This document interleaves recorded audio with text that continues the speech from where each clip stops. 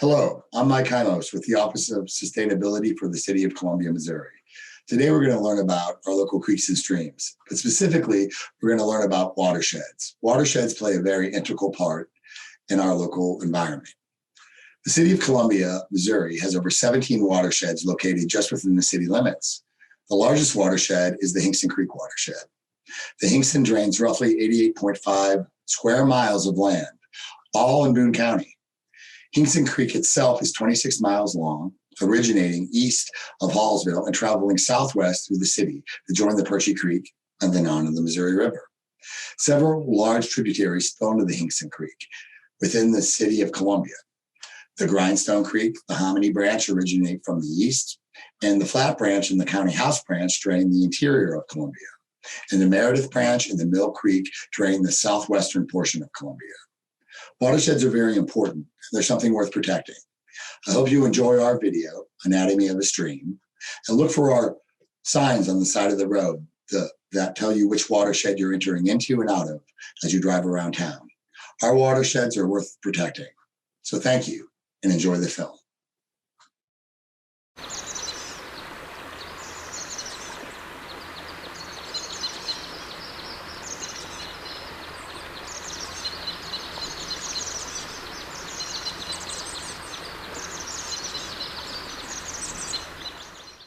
Streams and rivers play a large role in shaping the Earth's landscape.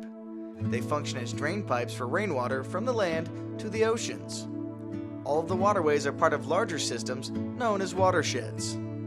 Well, I think to define a watershed, you should think about the shape of the land and go to the high points and imagine that when it rains here, that water's going to flow downhill and continue downhill and join up with other water, and as it continues, it's usually in a creek or a lake, and then we call the watershed for that creek that land that water just came from.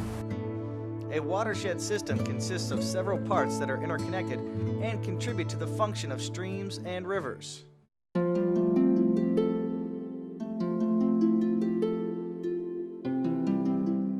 Uplands are the higher, well-drained land areas of the watershed. As water travels from the high areas to the low areas, it flows over and through different land uses such as forest, grasslands, crops, retail shops, and residential areas. Not only water moves through the uplands, but also sediment and pollutants.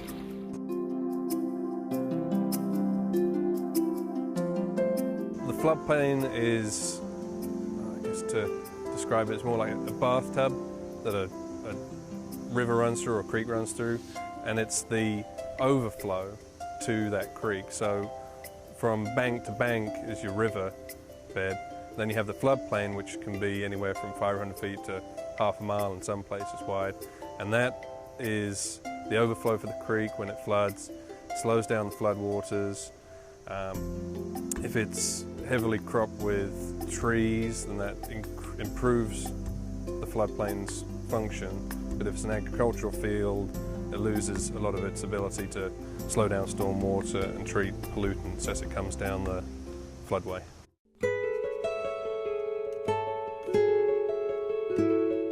Some of the things that riparian areas do is, one, that they're a mecca for life. They're known to be some of the most biodiverse areas on the planet. So, for example, ranging from everything from insects to vegetation to mammals, you name it. They just tend to be a place where there's a lot of different organisms all sharing in the same place, yet occupying different ecological niches. So they all do their own thing. They all have their own lifestyle, life history. Riparian areas or riparian zones also are excellent for filtering polluted water.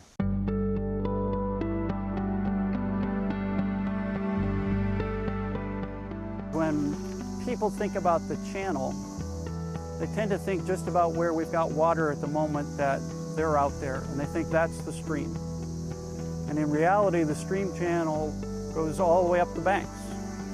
And that's the way the stream functions.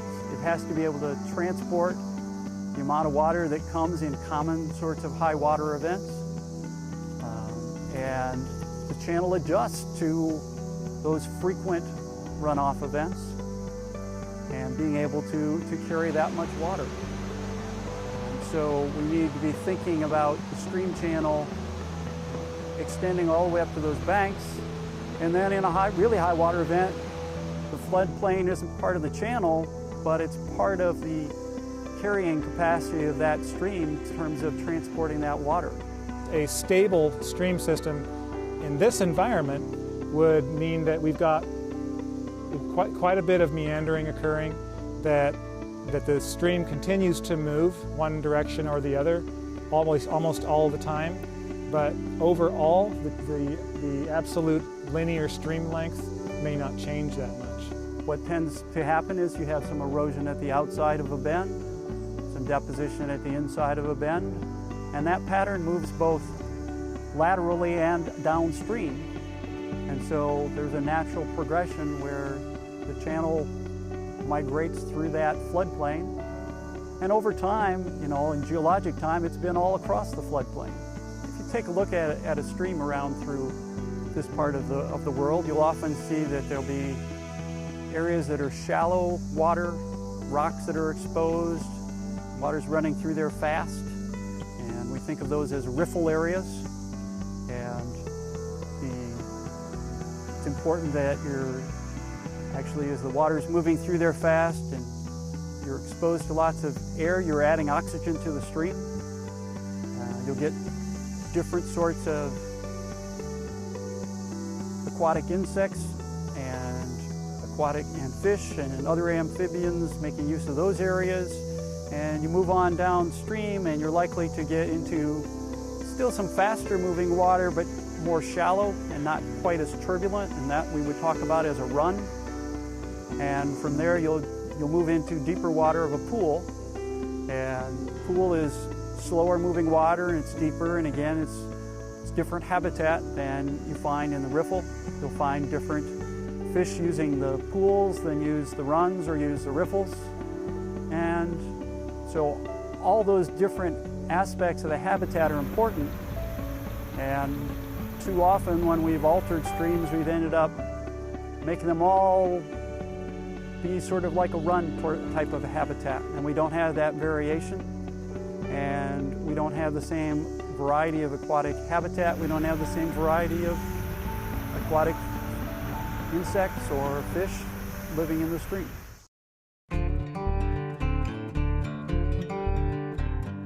You could think of the land as a sponge, and the soil we can understand is picking up and holding moisture. But even the rock underneath is, when you have like limestone kind of rock, the rock itself has little pores that hold water, and it's released pretty slowly, but it needs to be recharged continually from above because it's also continually flowing out somewhere. I mean, most of this is coming on back out of the cave, but other inputs of that groundwater are continuing to stay in the ground, in the aquifer, and then when you drill a well and pump it up, you're getting that very same water. Soon we'll see a spring, and often people think, oh, spring water, that means it's been underground for decades, and it's very pure. Well, you can't make that assumption, because here, that spring water has been underground for only 3 days at most, and it could have in it any impurities, pollution that came from the land. Because the sinkholes are really just nature's drain pipes. There's cracks in the bottom that allow the water to flow very freely through, so it's not getting cleaned or filtered. And that cave is only about 100 feet below ground, connected by these cracks and sinkholes. So it's very, even though it seems like a world away when you're in the cave is connected very closely through the water flow here in these karst areas.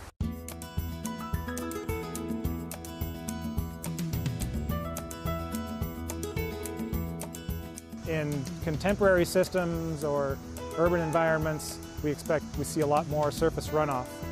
And in fact, that surface runoff, increased runoff, turns into increased flow with higher velocities, which can lead to more erosion. And of course, that water finds its way to larger stream channels, which tend to also incise more or cut out the channel deeper, It'll also result in greater bank erosion and so on. The size and shape of the watershed can change in terms of how fast the water is being delivered through the stream, and if it's all coming very fast, we're getting a difference in that energy and the stream power associated with that.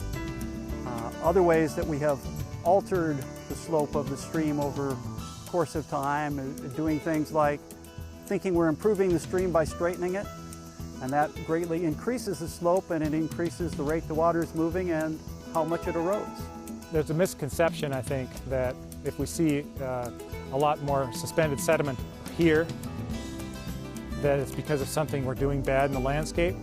But that's not necessarily the case when you consider the fact that if suspended sediment is higher here, it could also be due to the fact that there's been a lot of in-channel erosion occurring, and that larger particles of sediment become very tiny, tiny particles by the time they get here. And we'll kind of erroneously, I think, well, it's from the urban environment. That's not necessarily the case. Sediment is real important. If you think about, if you turn over some of the rocks in the stream, hopefully you'd find some different sorts of insects and other things living in different cracks and spaces between that sediment. But we also affect the stability of the stream by how much sediment is supplied to the stream. If you have a lot of ground within the watershed that has been left bare, cleared for some particular reason, we'll get a lot of erosion from that spot, and then it ends up in the stream. It can bury the habitat of the fauna, the aquatic critters that live here, and that's a critical factor, obviously. But it also can change, if we deposit a lot of sediment in the channel, then our floods come along and they're going out of channel when they might have stayed in otherwise, and we end up with damage out on the floodplains because we've altered the system in that fashion. We've felt for a long time that the waters in the city of Columbia are polluted with sediment. We don't know that for sure, and in fact, some of my research is showing that that's a lot of eroded larger particles from higher up in the watershed that are just kind of making their way downstream. The key is to figure out how much of it is from natural processes and how much of it is from human-induced processes. And I think that when it comes to sediment, that we might be a little surprised to find out that this is not all human-caused, that there's a lot of natural stuff taking place. But when we think about the vegetation, we need to think about everything through the whole watershed. When we settled this area and we changed from prairie to pasture and row crop, that was a change in the vegetation, and it probably caused a change in the amount of sediment moving off that landscape, increasing the sediment that the stream had to move along. And as we change from pasture and row crop to an urban setting, we're doing the same thing. We're changing that vegetation. We're changing the water balance within the uplands, exposing more soil at times, but changing all the components of the system. Streams and rivers have a great influence on the land around us. The various parts of a watershed all play important roles in the life of a stream. They affect how we develop our communities and live our lives. As residents of a watershed, the more we can do to better understand our constantly changing environment, the better off our streams will be for future generations.